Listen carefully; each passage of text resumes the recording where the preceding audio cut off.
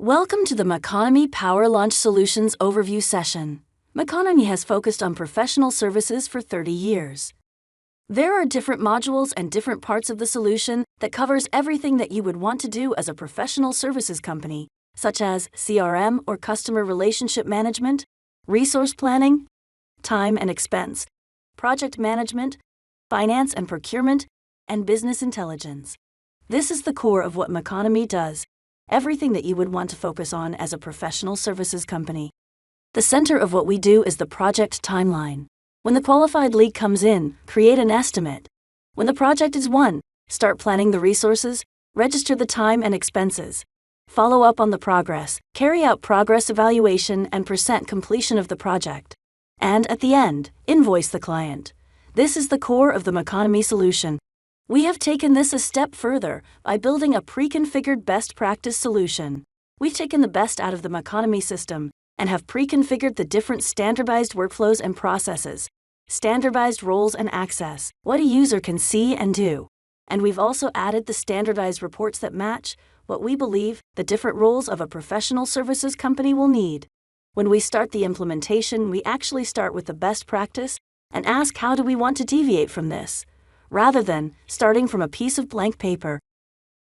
Now let's take a look at the 4 key roles that we typically see in the professional services company. The employee that executes the work.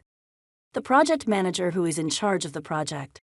The department manager who is in charge of the people and the resources and the planning around them. And the sales or account manager who is in charge of the client and assigning the right projects. In the next video, we'll look at the different angles of how these roles work. Let's have a look at Maconomy Power Launch in different angles. We'll have a look at Art's workspace, who is an employee. Then we have Sean, who is a project manager, Annie, who is a department manager, and Martin, who is part of sales and account management. Looking at the employee role, we have a tailored menu that matches what an employee needs to do. This is the employee dashboard, which has access to key performance indicators or KPIs with regard to his performance. You can also see how his hours has developed over time. Down here at the bottom, he also gets an overview of his vacation, how many hours he has requested, and how many hours he has spent. Another key part of an employee's role is the ability to do their timesheet. Select the project, select the task, and then enter the time.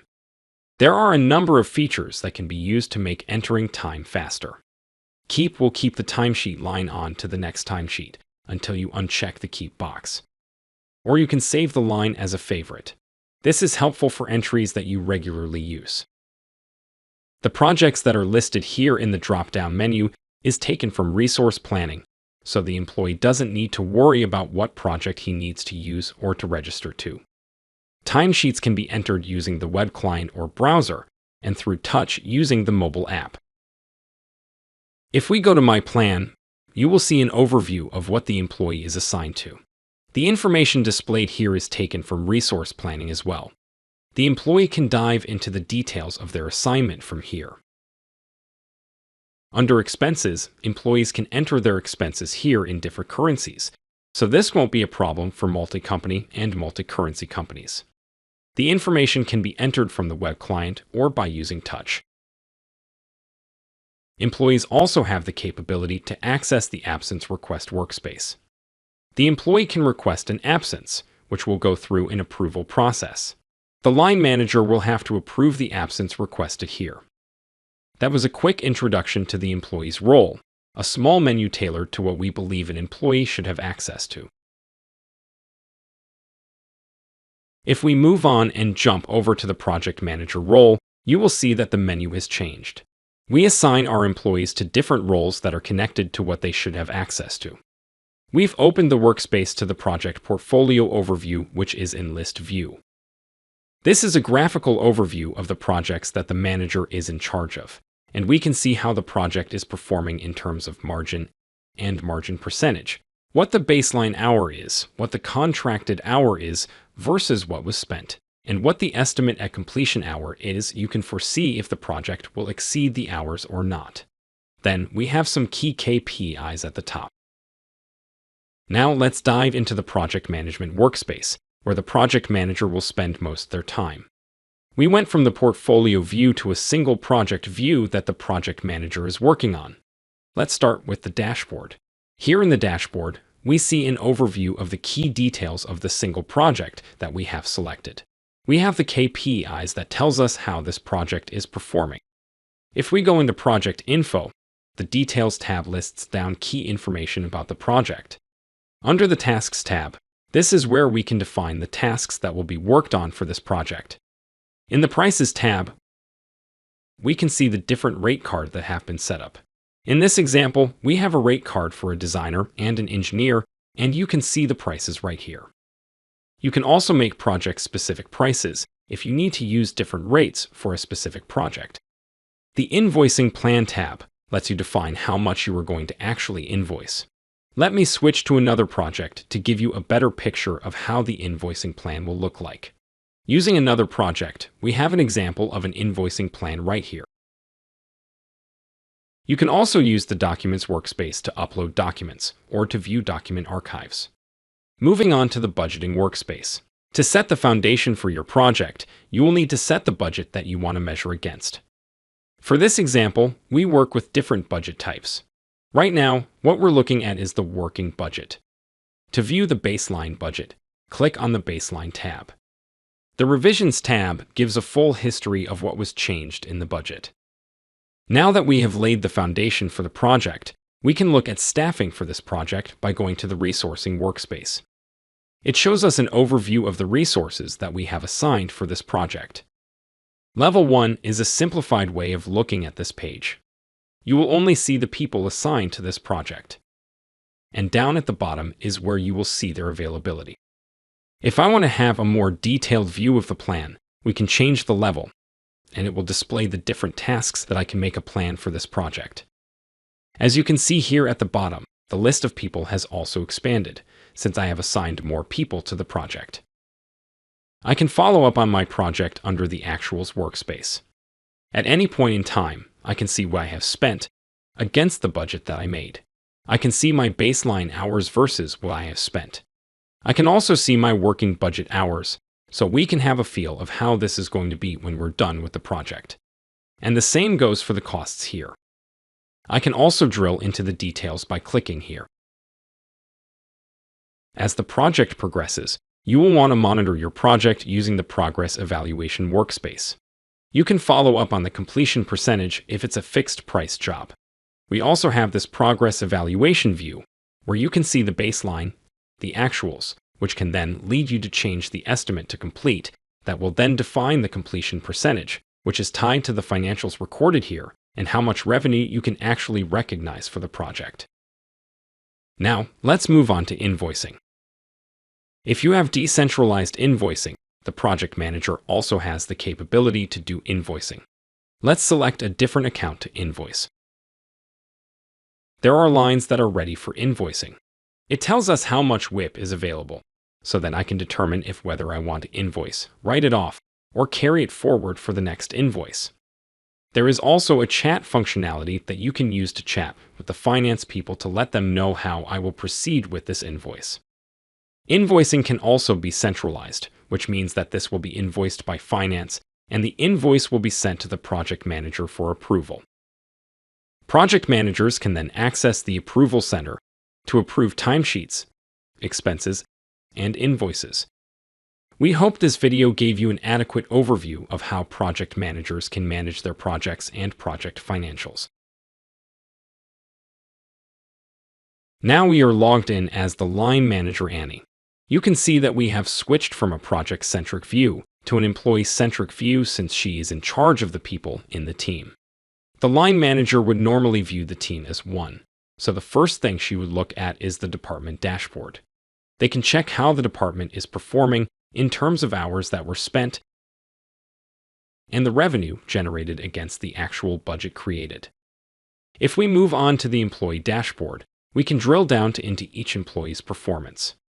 Right now, we are looking at the line manager's details, but we can change that by selecting a different member of the team. As a manager, they are also given access to employee HR info. Everything that they will need to know about the employee, from key information to skills, to contracts, and other pertinent information that managers will need access to. Another key thing for a line manager is to know whether the team is done entering time in their timesheets. Under Timesheets Overview, you will see the list of people under Annie's team. You can view how the employees have spent their time for the selected week. We can see their internal time, their billable time, and the balance that they have registered. There is also an option to send a reminder to the employee from this workspace. In Absence Overview, you will see the same list of people that we saw in the Timesheets Overview workspace. For the month of August, these are the requested vacations for each employee, and you can see whether they have been approved or not.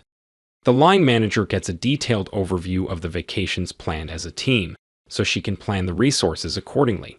If we open the Resource Management workspace, it will present us with the resource overview of the team. You will see the names of the employees who is under the line manager, some key information about them, and to the right of the screen is the detailed information about the employee's availability. There is an option at the bottom that allows you to have a different view. If we expand Sarah's line, we can see the projects that Sarah is assigned to. And as the line manager, if I would like to make changes to that, I can go ahead and make changes from here. We can also have a granular view by switching to Day View. And now we can see the data on a daily basis. If I want to plan on a monthly basis, I can also do that by using the monthly view. Another key feature that we can use is the group by a certain column. And now we can see how people are planned out by category. You can use any of the columns listed here, so we can get a more detailed overview for future resource planning. Another workspace that we can utilize to have an overview of our employees is the Employee Reporting workspace. If we open the utilization dashboard, it will give you an overview of how the team has performed. We are looking at this report at a company level, and we can see the different departments down here, and what is their utilization over time. There is also an available graphical representation of the data. We can see the productive and the billable utilization. There are also other details that you can find by going to the other tabs. We went from an employee-centric view to a project-centric view, and now back to employee-centric view again for line managers. We have switched back to a customer-centric view for sales or account managers. Starting with the customer's dashboard, we can see how we are performing for this client with some key KPIs and data. We also have access to a number of tabs. The Information tab displays key information about the client. On the Contacts tab, we can see who the contact person is. This is also integrated with the CRM system, so we can see what activities have transpired. We also have the price list for the client, and you can see the rate card in this tab. We can also see the opportunities that we can work on, the revenue forecast, the project performance, so we can look at how we can deliver this project to the client. We can also see what we have invoiced to the client, and we can drill down into the different invoices. And we can also see whether the client has paid any of their invoices or not. The outcome of updating the opportunities and the pipeline is that we get this nice dashboard where we can slice and dice the data for the incoming opportunities. And under Opportunity Home, the account manager has access to maintain everything around the opportunity that she's working on. The account manager also has the capability to add resources to the opportunities and to see the actual hours spent on the opportunity. We can also see a number of key information about the opportunity. When the opportunity gets signed and becomes an actual project, the account manager can convert this opportunity into a project, and the project manager can take over from here. From a sales point of view, one of the important details they will need is the revenue forecasting workspace.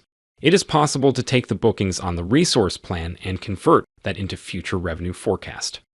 On this first page, we get an overview of how the revenue forecast plays out over months in terms of the order book, the opportunities, and we also have a blue sky, which are future projects that we haven't established yet. Then we can see a forecast of the revenue that we can generate based on these information. If we want to drill down into the details, we can then check this under the Order Book tab. We can see all the projects that ran, and we can see the forecast that we have made for the different projects. The information here comes from different places. It can be directly updated from resource allocation, even distribution, or from the invoice plan, and other ways of distributing out the revenue to provide that overview of your revenue forecast. And this concludes the introduction to the 4 key roles in Maconomy Power Launch.